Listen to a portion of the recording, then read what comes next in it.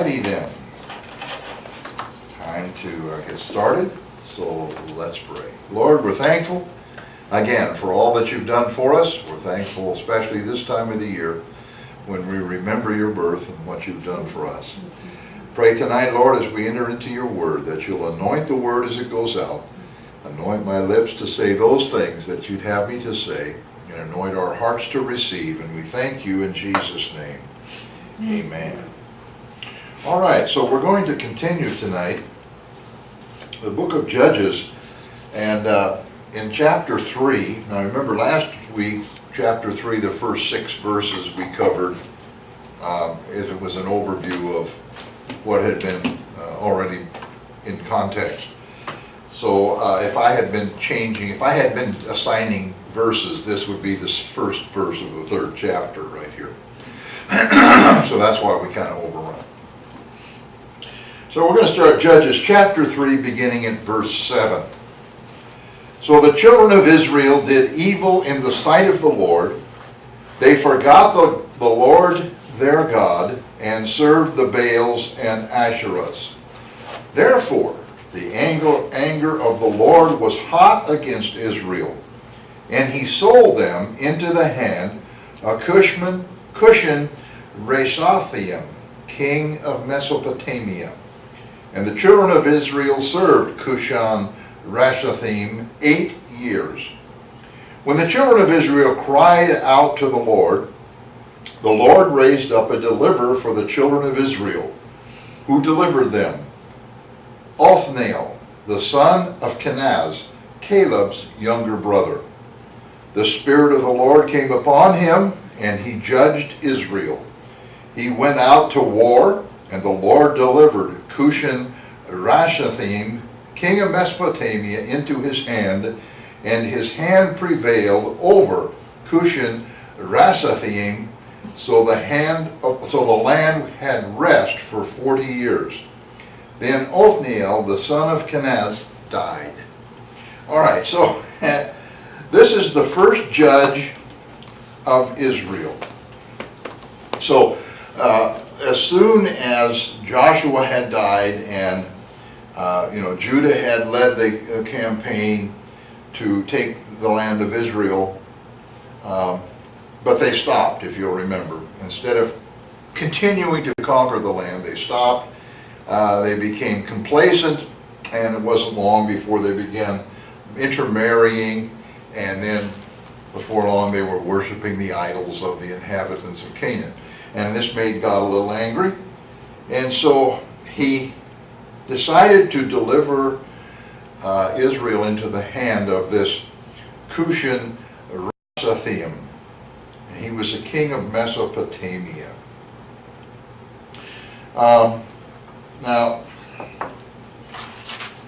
this king of Mesopotamia, another name for it, was the king of Aram Naharaim in ancient Mesopotamia, and they were under his rule for 8 years. If you look at the back page, there's a map, the same one. We'll use this map probably every week because it pretty well lays things out. If you go all the way to the top, the Hittites up at the top, right up above there was Mesopotamia, and that's where this king ruled. Now, we don't know a whole lot about him. This is the only place in the Bible he's mentioned. And the place he ruled is this Aram Naharaim is thought to be the same as Padan Aram, which was in northwest Mesopotamia at the bend of the Euphrates River. Now, I was going to include another map on here, but it didn't take, and I didn't notice that it didn't take. But if you look at a map of what is today Syria, because this would have been in those days, or today it would be actually up in what is considered Syria today. But if you look where the Euphrates River comes up and then it makes this very sharp bend up and it kind of makes a crook, he was right in the middle of that crook in the river. And that's where they figured his city was at, where his kingdom was set up from. Now, he must have been a very, very hard king. And because Israel cried out to the Lord, and the term that's used here kind of indicates that they were under a lot of oppression. And we learn all the way through the book of Judges that these Canaanites and Philistines and Moabites and all of these people hated Israel. And so when they took them, or overtook them, they were very oppressive. I mean, to the point of wanting to kill them off almost. And it's interesting, we see that same thing today. When you look at the surrounding nations of the Middle East, they all hate Israel. They'd all like to just run them off into the sea. You know, Iran has made this statement, we're going to run them into the sea. Syria, they'd like to bomb them out of existence. So this same feeling of hatred has carried down even till today.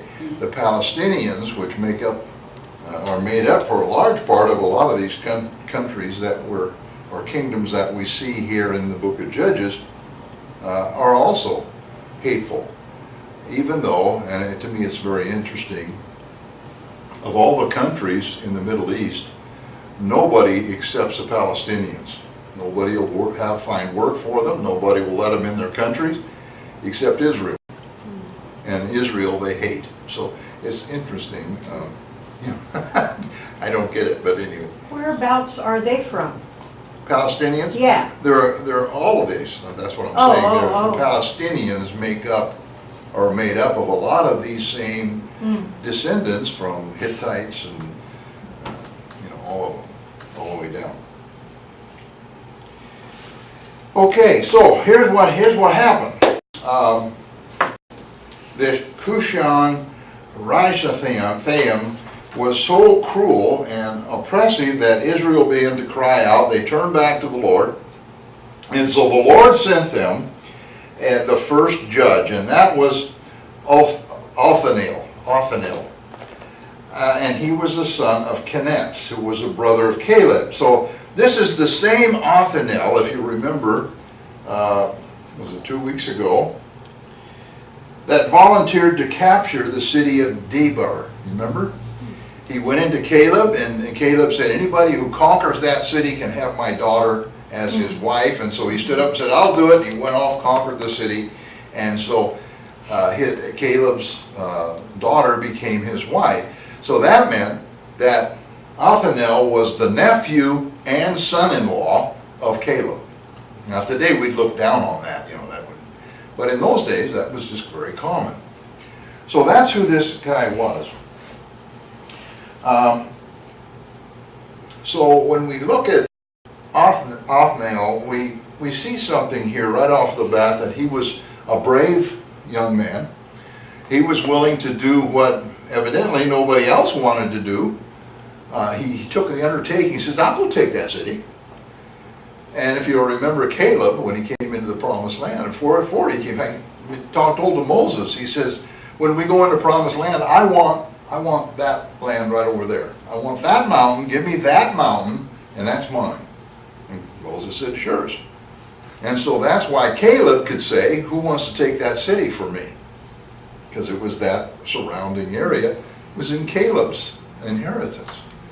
And so we find from Othniel then that he was a brave person. He was young, and he was willing to take risks. He was willing to just step out on faith and say, yeah, we'll take it. God said we can have it, we're going to go take it. And so when it came time to pick a judge, God selected Othniel. You know, and I want you to notice something in verse 10. It says that the Spirit of the Lord came on Othniel.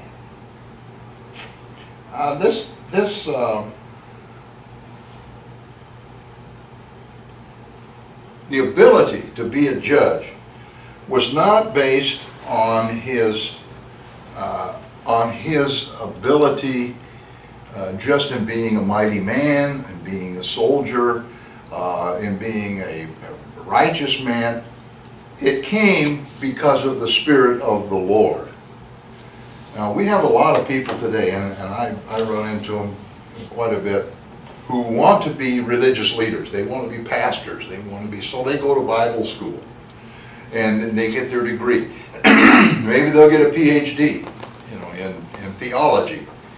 And so they come out and they say, I am qualified to be a leader.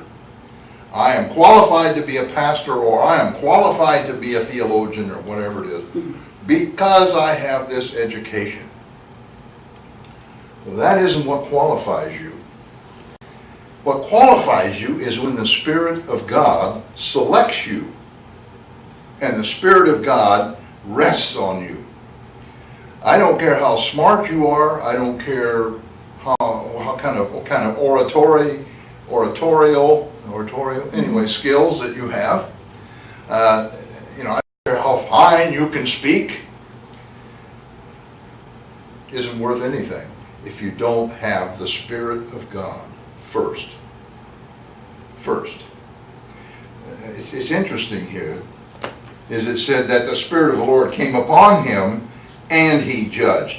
He didn't judge and then the Spirit of the Lord came on him.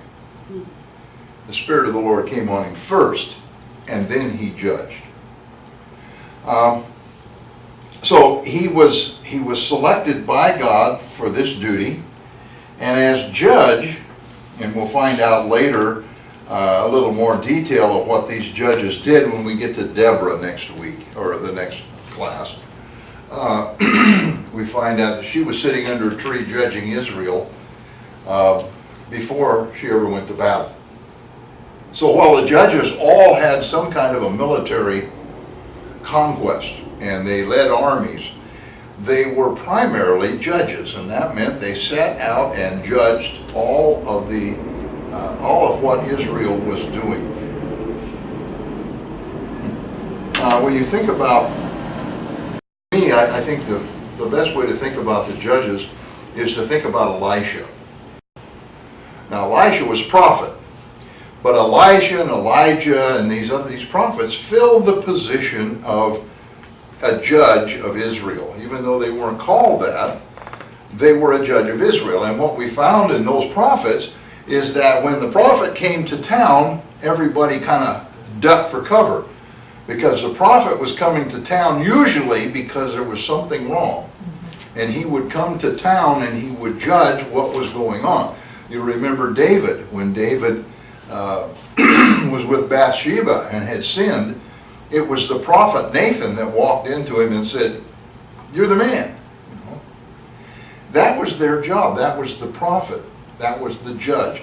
And so while these men may not have been considered prophets, and we don't know that they did mighty miracles other than defeating armies, and we'll see, it's like Samson, they had the miracles in defeating armies, but they didn't heal people, they didn't, call fire down out of heaven, but they had the Spirit of God on them, and they were able to judge Israel.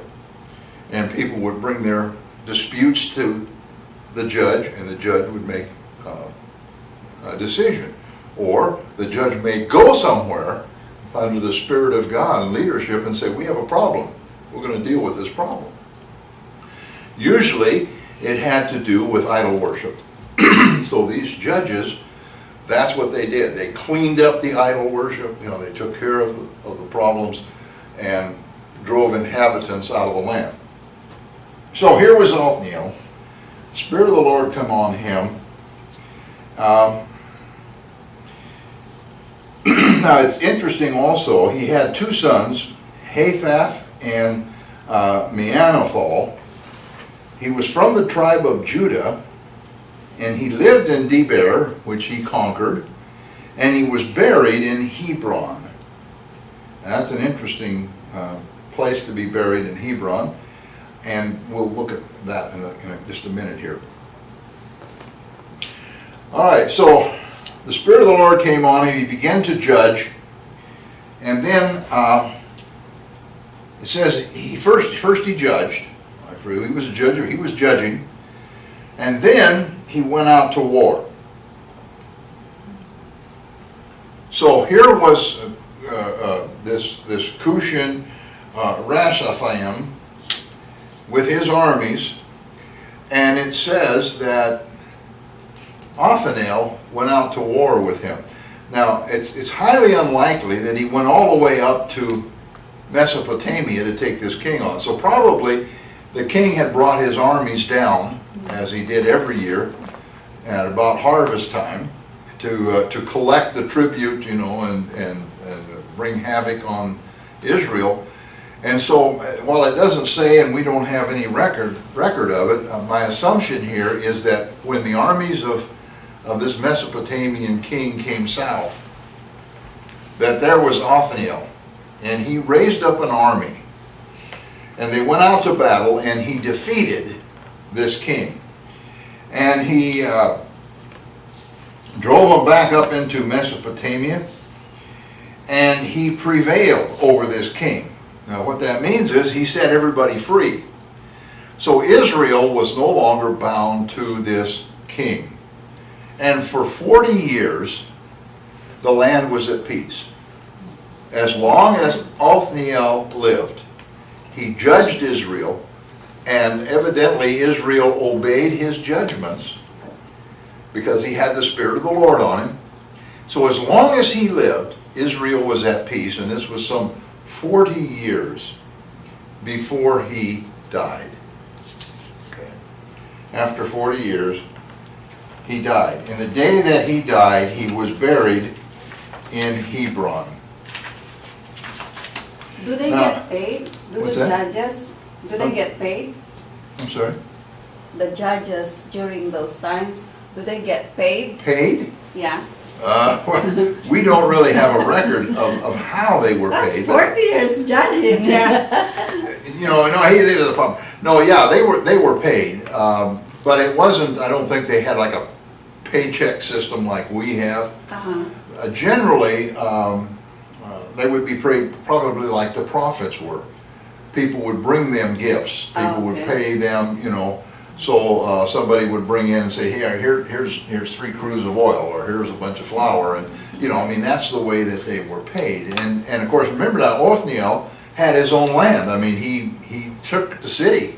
He was a ruler of the city, as well as a judge. So money was probably not something he had to worry about. You know, he got what he wanted. And then when they defeated armies, they also had all of the loot and booty, you know, that they would get all of that and divide it up. So they got paid that way. I mean, they weren't on there was no contract, no, you know, you're a civil servant of the nation of Israel or anything like that. It wasn't a nation.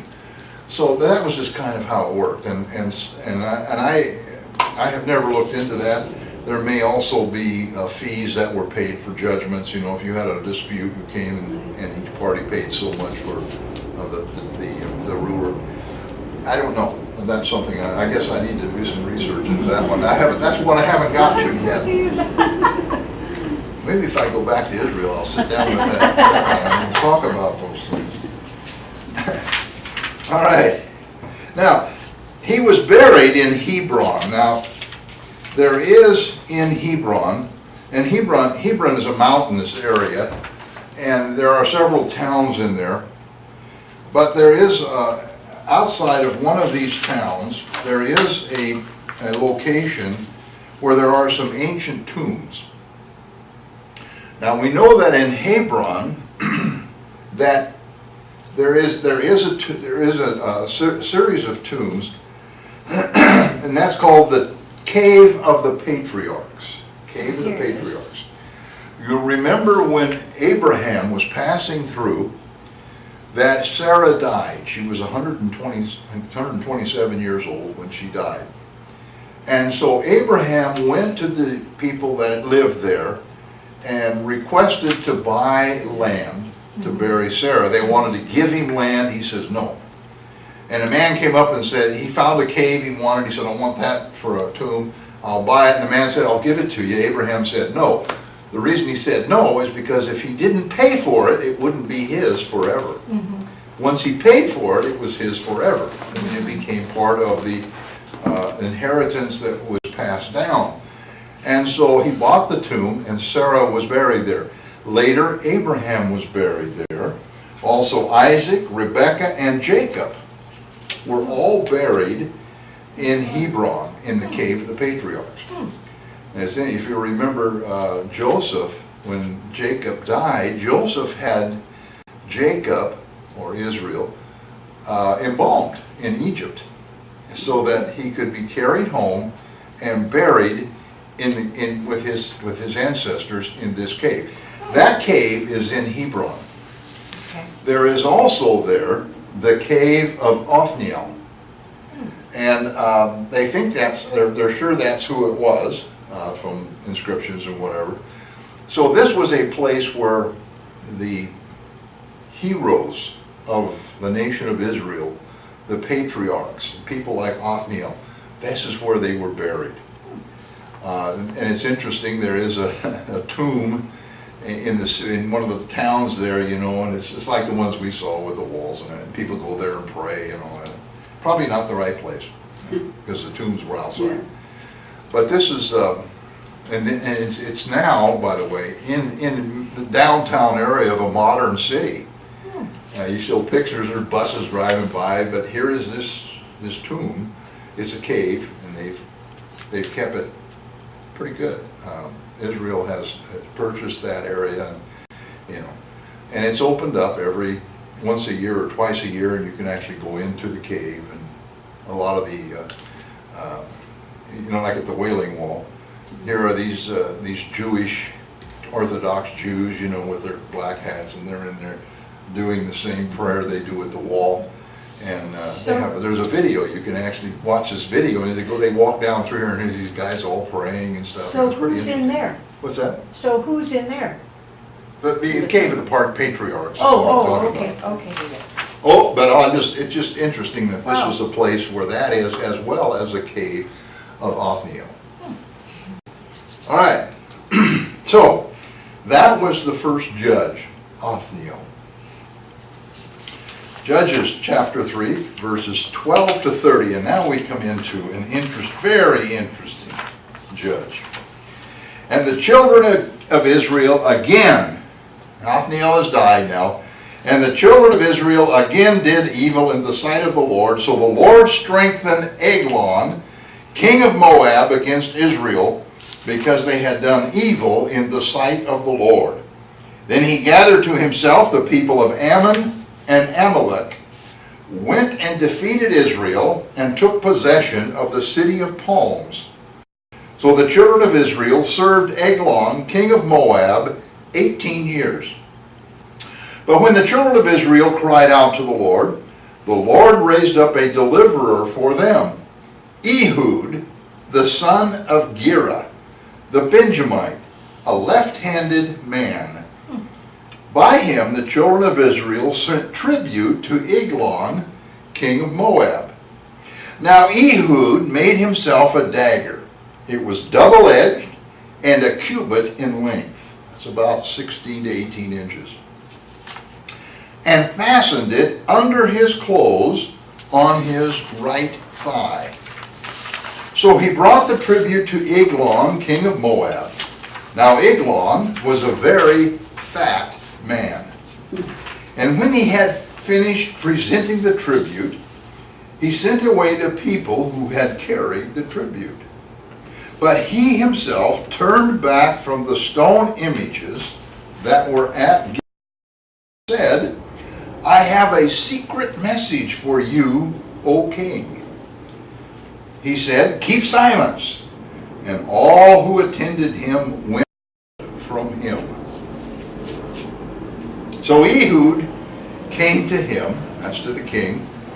Now he was sitting upstairs in his cool private chamber. Then Ehud said, I have a message from God for you. So he arose from his seat.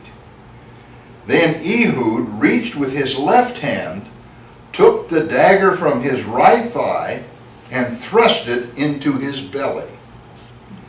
Even the hilt went in after the blade, and the fat closed over the blade, for he did not draw the dagger out of the belly, and his entrails came out.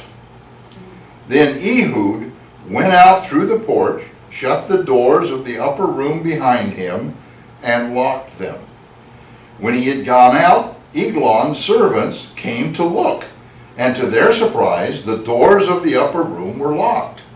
So they said, "He is probably attending to his needs in the cool chamber." So they waited till they were embarrassed, till he had not opened the doors of the upper room.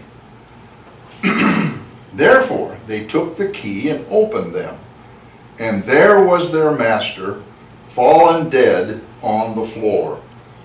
So Ehud had escaped while they delayed, and passed beyond the stone images, and escaped to Sarah. And it happened when he arrived that he blew the trumpet in the mountains of Ephraim, and the children of Israel went down with him from the mountains, and he led them. Then he said to me, "Follow me, for the Lord has delivered your enemies, the Moabites, into your hand." So they went down after him, seized the fords of the Jordan leading to Moab, and did not allow anyone to cross over. And at that time they killed about 10,000 men of Moab, all stout men of valor. Not a man escaped. So Moab was subdued that day under the hand of Israel, and the land had rest for 80 years.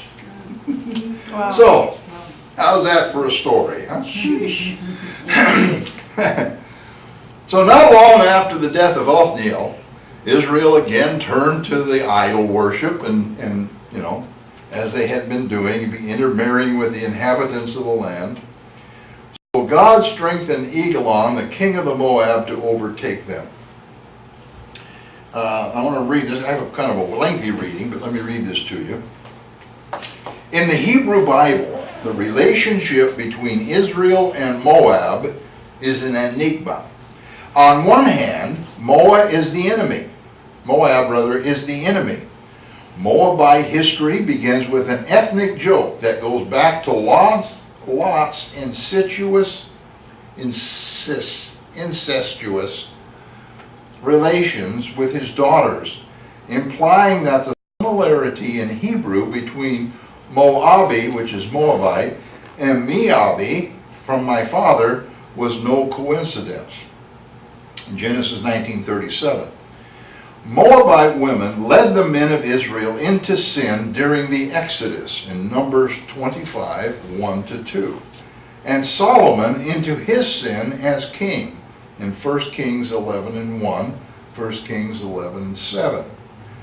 The offspring of such unions are barred from entering the assembly of Yahweh even after 10 generations. You remember we talked about that when we were talking about Ruth. According to Deuteronomy 23:3, the Moabite king Balak hires Balaam to curse the Israelites, but is fouled by a talking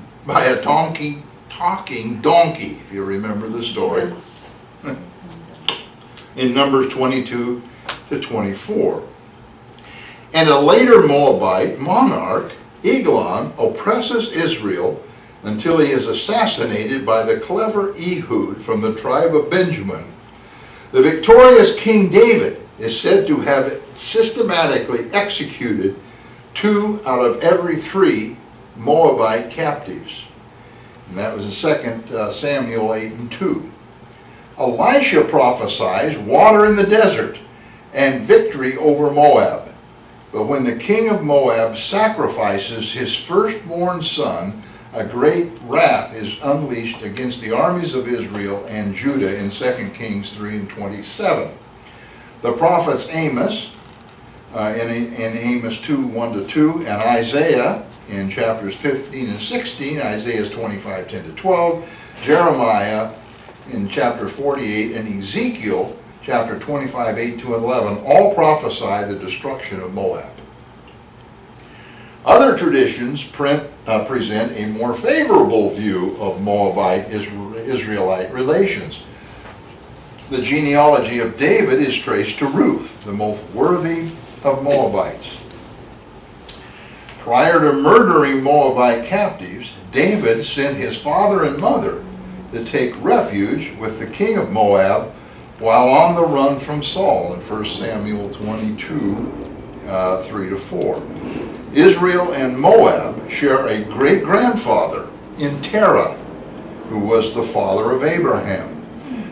Genesis 11:27 and Deuteronomy 2:9 to 12 gives Moab a similar history to Israel, displacing an indigenous race of giants in order to claim territory given to them by Yahweh.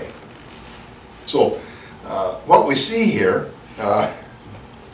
is this similarity and dissimilarity between the Moabites and the Israelites. They both were descendants from Israel. They both had to drive giants out of their land, out of Moab and out of Canaan. And there was many more things that were the same. They shared a similar theology. The god of Moab was a central god, a overall arcing kind of god, much like Yahweh is to Israel. And you can just go on and look through this. They spoke very similar languages, so it would be probably we have English, and then we have British English, and we have Irish English and Scottish English, and they're all a little different. But we can converse without having to have a translator. And so they could no doubt talk freely without having to have any translator. If we think back to Ruth, this makes the story of Ruth even a little more interesting, because she, being from Moab, would be able to understand and pretty well speak the language of the Hebrews, because their languages were so close. A lot of customs were the same. They had the same basic theology in terms of a central God, so there was just a lot of things that were in common. Now Eglon, notice what it says here, that God, because of their ungodliness, he strengthened Eglon, king of Moab. So God gave Eglon the strength, the political clout, if you will, to defeat Israel. So what Eglon did was he made a pact with Ammon and Amalek, and if you look at your map, the Ammonites, if you look at the east side of Jordan, you have Amorites and Ammonites. It's primarily the Ammonites, but also Amorites were also probably included in this. Today, the country of Lebanon, their capital is Ammon, which is a derivative of the Ammon. So this was the area from which Eglon got a sizable force. But he also went and talked to the Amaleks. Now Amalek, they had this land, if you notice below the Dead Sea, he says Edomites, Moabites, Philistines. The Amalekites were a nomadic people, so they didn't have permanent housing and cities and whatever, and they roamed this desert area below the Dead Sea. And so what you had is, you had the Amorites coming from the east, you had the Amalekites coming from the south, and you can see that it pretty well boxed in Canaan. And so he had a sizable force and came against Israel. Now Eglon, he first of all defeated the tribes on the east side of the Jordan. So over here you had Gad, Manasseh, and part of I can't think of the other tribe.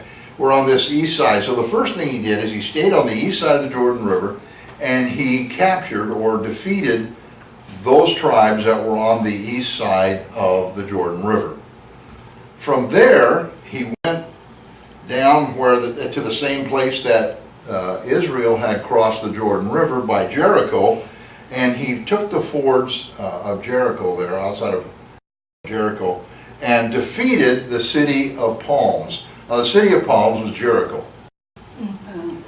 So the city of palms was called city of palms because you remember Joshua, he pronounced a curse on anybody that rebuilt the city of Jericho. So the city of palms was built, maybe not on exact foundations, but right close to where Jericho was. So Jericho and the city of palms are synonymous. So here come Eglon, he came over and set up his palace in the city of palms.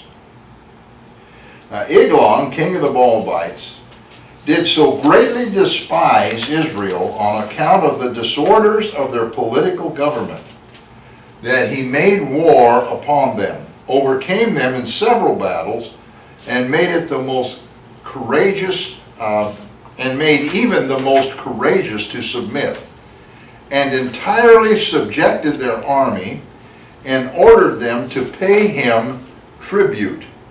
And when he had built him a royal palace at Jericho, he omitted no method whereby he might distress them. And indeed he reduced them to poverty for 18 years. Now that's from Josephus. Josephus was his first historian of credit, and he covered in his book the Jewish Wars, and he covers all of this from clear back up through this period of time. And he is considered an expert, even though he wrote this in the time of Rome, under the time of the Caesars. But from all of the material he had, he was able to glean this information. So it's pretty accurate, and we use it today. All right, so now they're under pressure again for 18 years. Now, we know from from the Bible, we know from secular history, that Eglon, the Moabites, hated Israel. They hated him. This was an inborn thing, and it came from clear back Abraham. It was just one of those things. This was the people of Esau, and they despised Israel.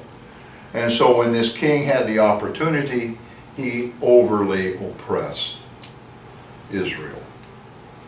So, as is the cycle in the book of Judges, when the children of Israel cried out to God, he raised up Ehud, the son of Gera of the tribe of Benjamin, to deliver them. Now it's interesting, Ehud was a young man that was left-handed. Now this phrase, left-handed, is translated left-handed man, but it is an Hebrew idiom. It literally reads a man bound or restricted in his right hand.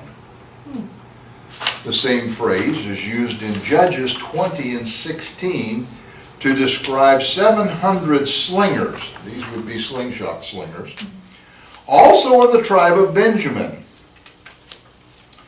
And these 700 slingers, it said they could split a hair with their slingshots. In other words, they didn't miss. Now these two verses are the only places where this idiom is used. Perhaps the Benjamites purposely trained several of their young men to be left-handed warriors by restricting the use of the right hand from an early age, so the left hand would become dominant. Left-handed men would have a distinct military advantage, especially when attacking city gates. All right, so what we have is it appears that what the Benjamites did is they would take their soldiers and they would tie their right hand down so they couldn't use it from the time they were little kids. So they had to do everything with their left hand. Well, actually, instead of being left-handed, they became ambidextrous, most of them, which means they could use either hand with equal. So they raised them up, and these ambidextrous men were made soldiers. You know, today, in today's world, it wouldn't matter. Left-handed, right-handed, what difference does it make? You shoot a gun, you know, you're gonna kill somebody. But if you're in a sword fight, and you're right-handed, and you come up to fight somebody, and he's left-handed, what do? You know, you're taught to fight right-handed, and now you've got somebody who's left-handed. It's like boxers, you know, and if you follow boxing, and I used to watch boxing a lot, it was back when it was worth watching. But, you know, you see some guy, he'd be back here fighting this way, and all of a sudden he'd change this way, and his opponent would jump back, you know, because he had to make adjustments now. Well, if your guy comes up to you with a sword in the left hand and you're ready to fight, you know, you're at a big disadvantage. And if you can put a whole line of left-handed soldiers together against a line of right-handed soldiers, the whole line has a bigger advantage. And so Benjamin figured this out. And so Ehud, it tells us a lot about Ehud. Number one, he was a young man, but he was evidently a trained soldier. I mean, look at the account. How many people would know how to make a dagger? Let alone a double-sided dagger. So it was sharp on both sides. That's something they didn't usually have. So Ehud made himself this dagger, about 16, 18 inches, so it was about that long, you know, the blade. I guess that's about 16, 18 inches, about that long. Yeah, and he took this thing and he put it under his clothes on his right thigh down here. Why was the Bible so specific about that? Power. What's that? Power. Well, it's power, but it's more. It's more of how he got into the palace with a weapon. Now, there weren't that many left-handed men. And if you're ambidextrous, you're doing everything you can do everything with the right hand or left hand. And so no doubt when Ehud did anything, he could do it with the right hand, and nobody would know that he was Left hand. ambidextrous, just as powerful with the left hand as he is with the right hand. So he strapped it onto his right leg under his clothes. And he took off. He was one of the men selected, and from what it says here, he was evidently in charge of taking the yearly tribute to Eglon. So he was probably in charge of the military detail that was taking the yearly tribute, taxes, to Eglon. And this probably involved several camels and animals, you know, hauling all of this stuff. He didn't walk in with a little bag and hand it to him. He had all of this stuff. There was a lot of pomp and circumstance that went into paying the tribute. So this was probably like a caravan that came to the city of Palms. Now, it's interesting that as you read the story here, Eglon was not at the city of Palms, at his palace. He was, let me read it to you here. He was over in Gilgal. He was over in the city of Gilgal, which is in the neighborhood of the city of Palms, or in Jericho. Gilgal was a very famous place because this is where Abraham had offered sacrifices. Right? It was a place that had great spiritual significance to Israel. This is where they offered sacrifices to God. And so knowing the way Eglon thought, it's probably beyond reason, I mean, you know, beyond the controversy, that he set up a temple in Gilgal to his gods.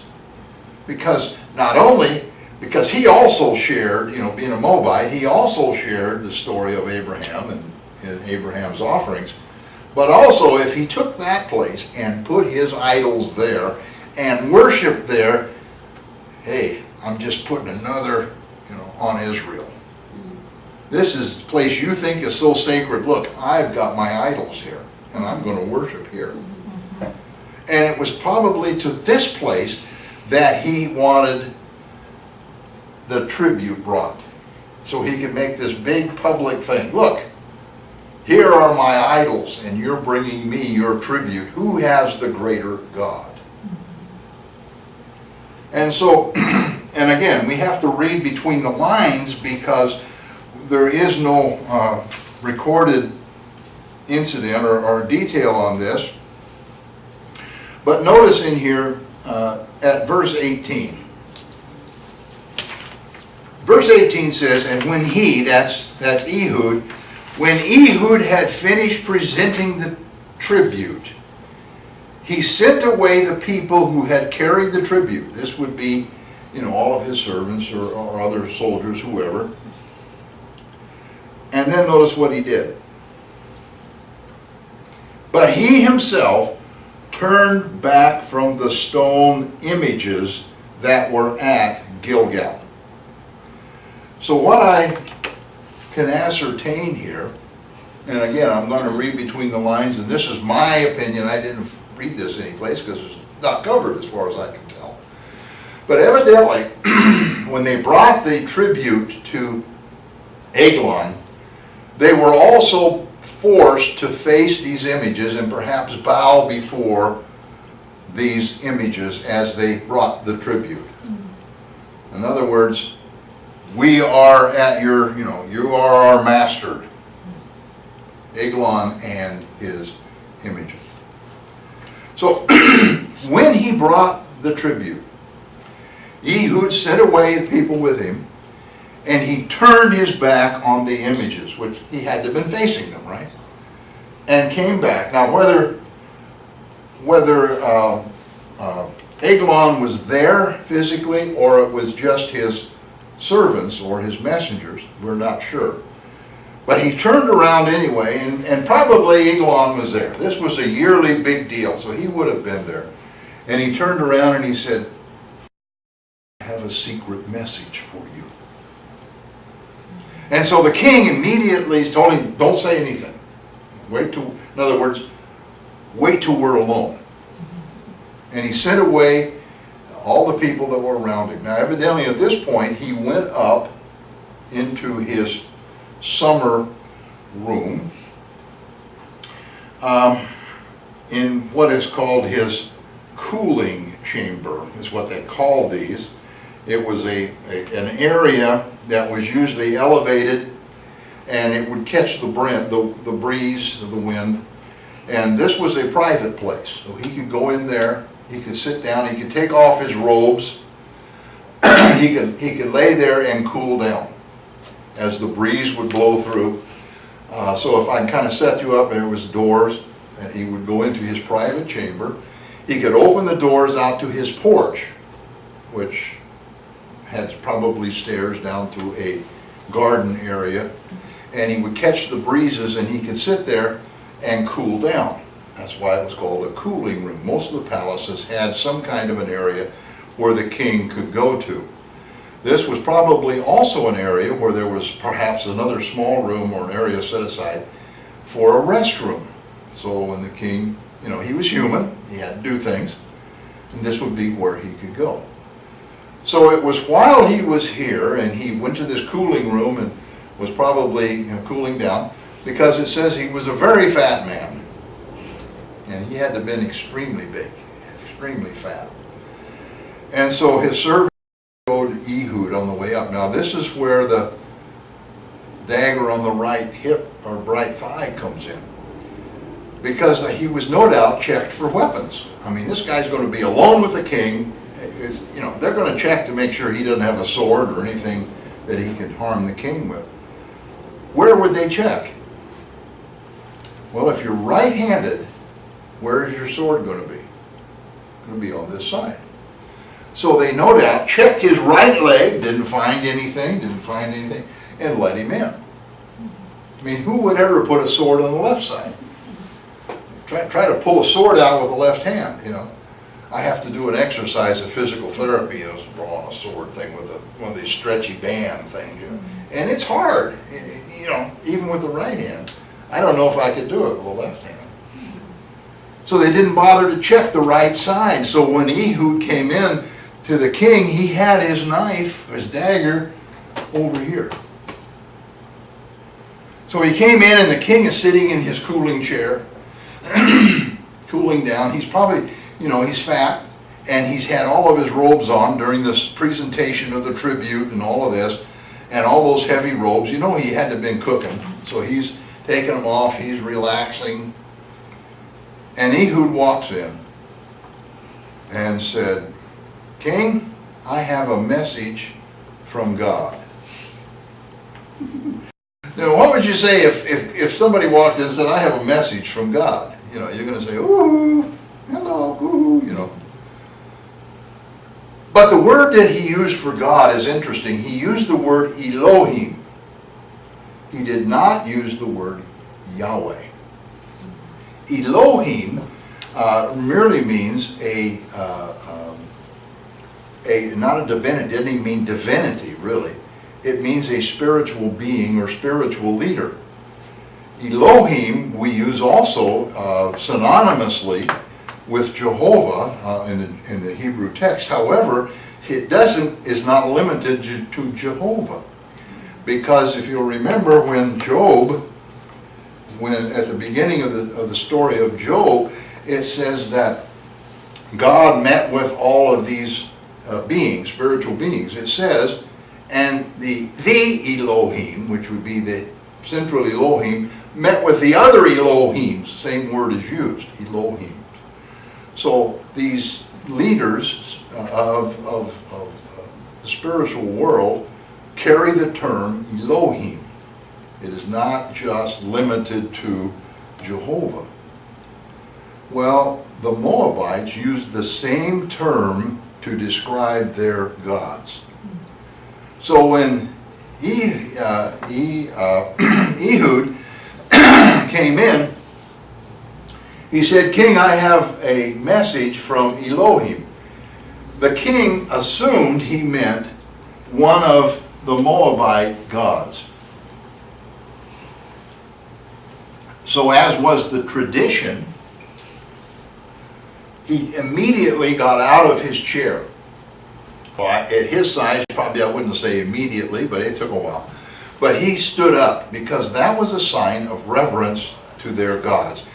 If Ehud had said, "I have a message from Yahweh," he would have stayed seated as a sign of contempt. So the fact that he used this word made Eglon stand up. Now, you think that's minor.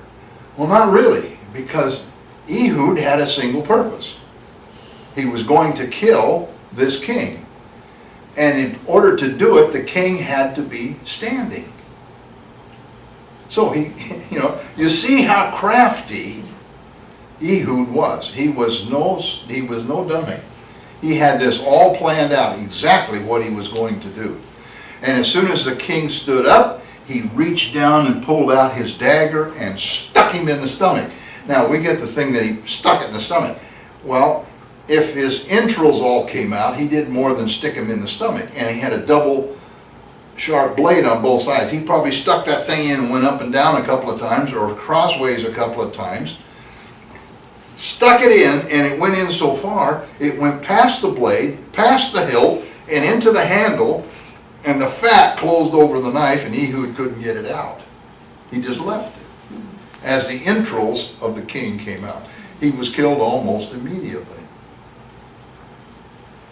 You look at that and you say, and this was somebody selected by God to do this?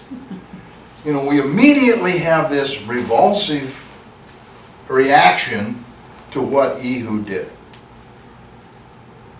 But remember, the ways of God are not our ways. And this was an entirely different age. This was a man who was so vile, who was so full of hatred, that God wanted him killed. I mean, you read the Old Testament, God was not, he didn't much worry about what our ideas about things are. He did things the way he wanted to do them. You know, when you see all of the things that happened and God condoned them. And last week we were talking about cutting the thumbs and the big toes off of the one king, you know, and you think, God, these were godly men? Yeah.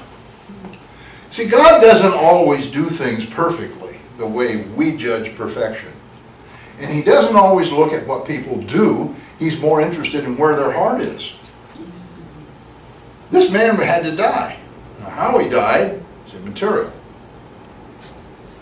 Whether he cut his throat, cut his head off, sliced his belly open, whatever. You know, it didn't matter. He had to die. And so Ehud killed him. Now, the next thing Ehud did was interesting. He locked the doors. Well, the doors to his chamber were probably already closed and locked. But he went out through the little anteroom there that led out to the porch, turned around, closed the doors, and locked them. Now, one commentator says he took the key with him. I don't know if he took the key or not, but he locked. That was an important step, locking the door. He no doubt took the key with him because otherwise the soldiers would have known the key door was locked from the outside and not from the inside. One commentator I was reading, he made the comment, he said, this is the first locked door murder mystery. First recorded locked door murder. How did Ehud die and get his belly sliced open and there is nobody there and the door is locked? Yeah, that's kind of an interesting thing. But Ehud locked the door, ran down the steps into the garden area, and it says he went past the stone idols. Now, not very long before that, he'd been facing those idols. He'd been giving tribute. He'd been, you know, in the pomp and circumstance of all of that, he went past those. Now, evidently, the guards and the servants saw him come down the stairs, and nothing seemed to be out of the ordinary. So evidently, they thought he was through talking with the king and come down. So he didn't go running, really. He probably just locked the doors, came down the steps, and walked by and said, hi guys, how you doing? Thank you. Had a great time. You know, out he went. And so the guards, they went up the stairs.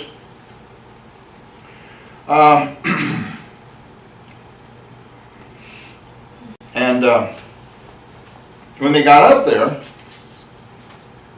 they were kind of taken back because the door was locked. Now that threw them into a quandary. What are they going to do? Now the door is locked, and we don't know what he's doing in there. I mean, you know, I'm sure they didn't think anything had happened to him. So they went up, well, they looked at it and they thought, what are we going to do? I mean, put yourselves in the place of these servants or these guards. Door's locked, we don't hear anything. Now, this was a place where the king could take off all of his clothes if he was hot enough and cool down. That's what this place was for. Or he could be using the restroom.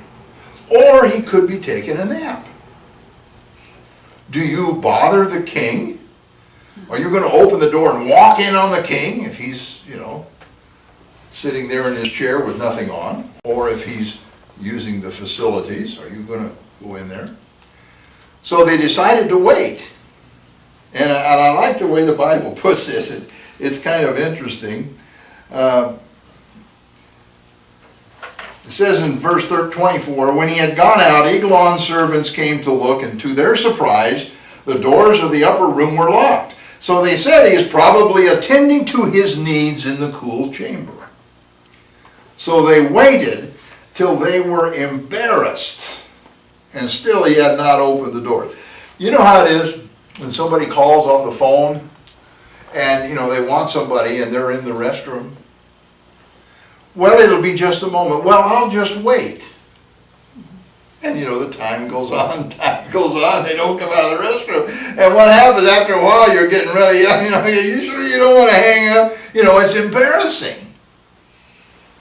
And that's the way these servants felt. I mean, this is embarrassing. We don't know what's going on. What do we do?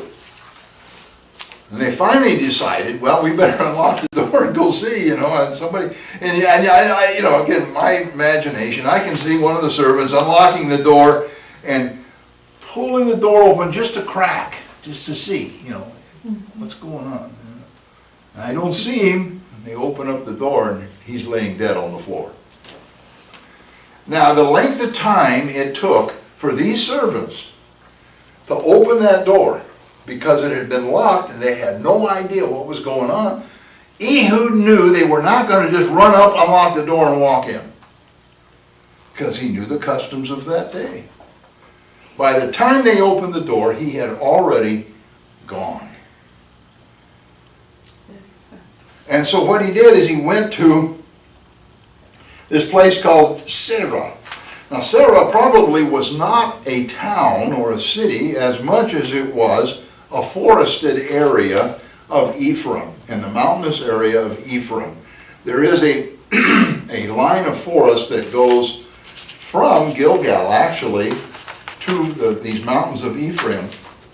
And that was, they think that's probably what is meant here by the Serah. And so what he did is when he got to the mountains of Ephraim, and we've been by there, we saw those mountains of Ephraim out there. He got up on top of one of those mountains, or was up on the side of one of those mountains. He took a shofar, a ram's horn, and he sounded the ram's horn. You know, we saw some of those ram's horns there, but I've seen some of them here at, when I've been to the Feast of Trumpets at the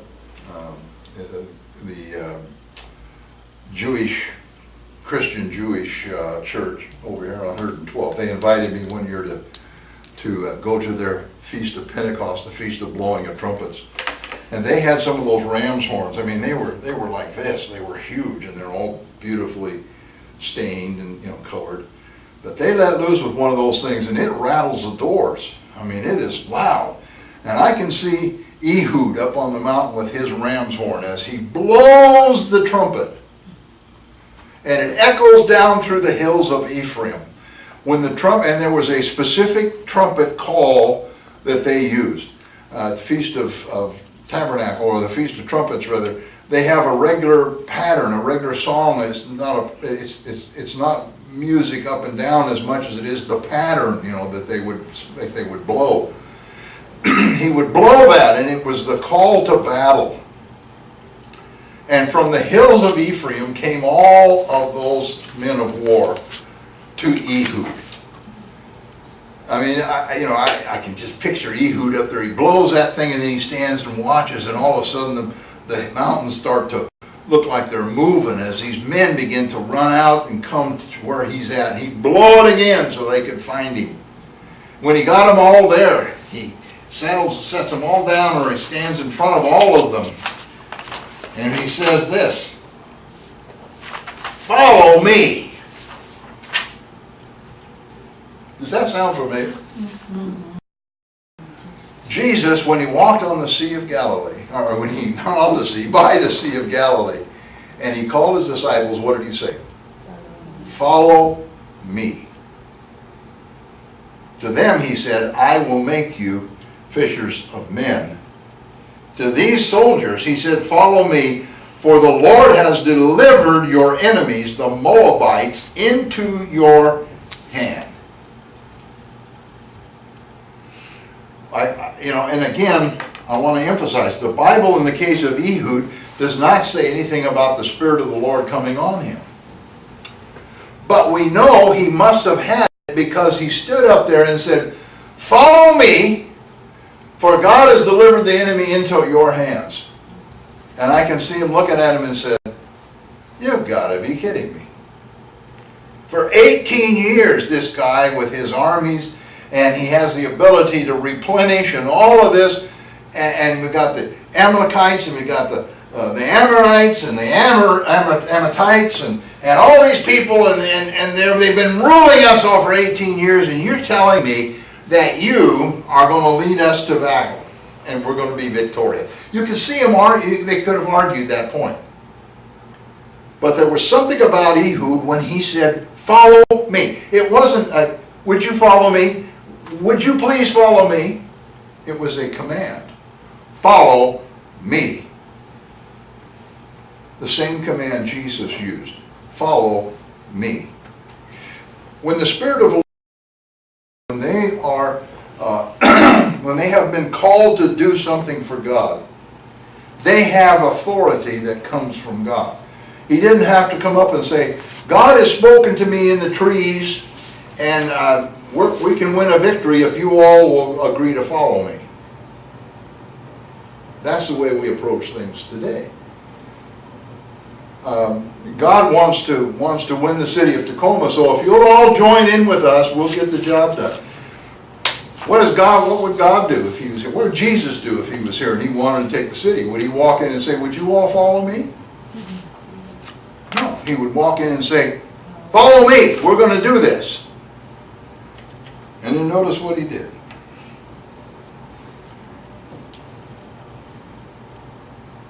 And the children of Israel went down with him from the mountains, and he led them. Leaders don't just come up with great ideas. Leaders don't come up with cliches. They don't, they lead. Come on, let's go. And the leader has to be the first one that leads. That leads. Jesus, when he called his disciples, we don't think much about it. Maybe he hadn't thought about it in these terms, but when he said, follow me and I will make you fishers of men, what did he do? He went out and he led.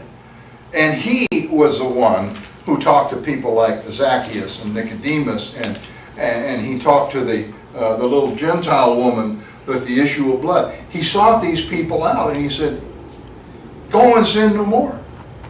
Your sins are forgiven you, whatever. He was for men. He showed them how to fish for men. And this was Ehud.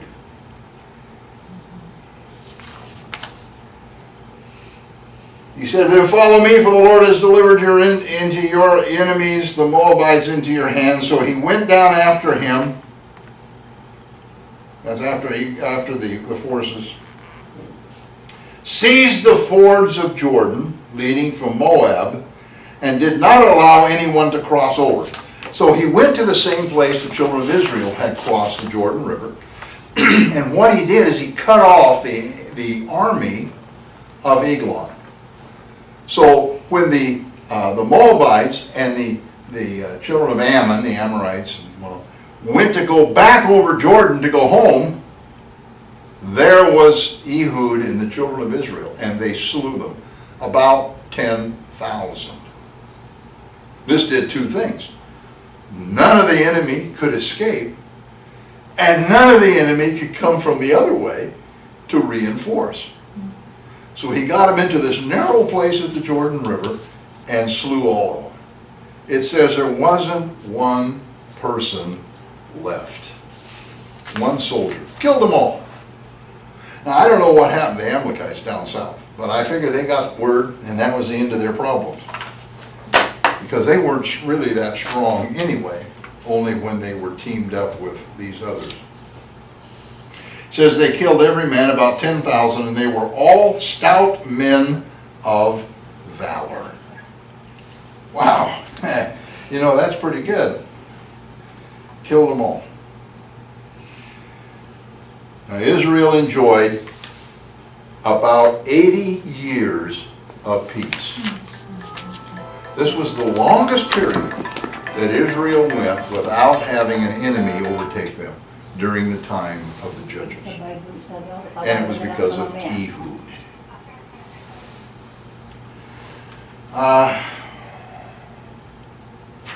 All right. This, by the way, may well have been the time when the book of Ruth takes place, during this time, perhaps. We're not sure. It's so difficult to know because of the relationship with Moab. It's like under David's time. He first of all sent his parents there, to escape Saul while he was running from Saul, and then the next thing he does, he turns around and kills 2/3 of them. You know, so you don't know what the climate was during that period of time. All right, our last judge we're going to look at tonight is Shamgar. And this is probably the shortest one we're going to look at, Shamgar. After him, that's after Ehud, was Shamgar, the son of Anath, who killed 600 men of the Philistines with an ox goad. And he also delivered Israel. Now that's all we know about this guy. Now there is some talk among theologians that perhaps actually Shamgar happened after Deborah, which carries some validity that the story actually occurred there. Why it occurs here, don't know. But we take it in the order that it appears. We don't know anything about Shamgar, but the name Anath, he was the son of Anath. Anath actually refers to a Canaanite goddess and may indicate that Shamgar was the son of a mixed marriage between an Israelite and a Canaanite. So he may not have been strictly Jewish, Hebrew. He may have been a mixed breed. Otherwise, why would the word Anath be in there? Unless somebody was named that, and that wasn't a name. It was this goddess. We know from the Song of Deborah in Judges 5 and 6, it says this: in the days of Shamgar, son of Anath, in the days of Jael, a woman who was a woman who delivered Israel, the highways were abandoned, and travelers took to winding paths. Now this is the only indication we have of what was going on during the time of Shamgar. So it looks like they were under oppression to the point where people did not move freely on the roads. They rather would take winding paths up through the mountains, following probably the goat paths and sheep paths through the mountains rather than going on the traveled roads. So probably a time of great oppression, and it was during this time that Shamgar rose up. Now it says that he killed 600 men with an ox goad. Now, question, what's an ox goad? Actually, an ox goad was about an 8-foot long, that would be like a long pole, and on the end of it, it had a spike, and they would use that spike to prod the oxen.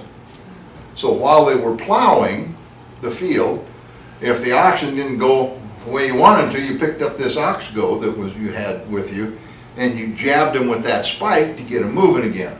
Okay, that doesn't mean you hurt them, but you know, get them going. It was a prod. You just prod them along. And then on the other end of this, there was a metal spade, and they used that when the plow would get all gummed up with clay and mud, to where it wouldn't go through. They would stop the oxen and they'd clean the plow all off with this shovel on the end, metal plate. And that was an ox goad. And so what Shamgar did, he took this ox goad and went out and slew 600 men. Now we don't know if he did it in one battle or if he did it in several battles. But evidently he went out and slew these Philistines. Now we know the Philistines were made up of giants. Well, I can kind of see Shamgar with his ox goad, 8-foot long pole, and here's some giant up there, you know, and I can just kind of see him taking that metal spike and right up through the armor and taking them down. However he did it, I love great imagination, I've always had. But however he did it, he killed 600 men. And then it says, and he also delivered Israel. Now I've read some commentaries say, well, this was just a local thing. If it was a local thing, how did he deliver Israel? So he evidently took on the Philistines, killed 600 at one time, and then led Israel into battle, which is generally what's referred to here when he says he delivered Israel. He led them into battle, and they slew the Philistines and took Canaan away from the Philistines. But that's all we know about this guy. it would be interesting to know more about Shamgar, but that's all there is. And that's all there is for tonight. Do you have any questions?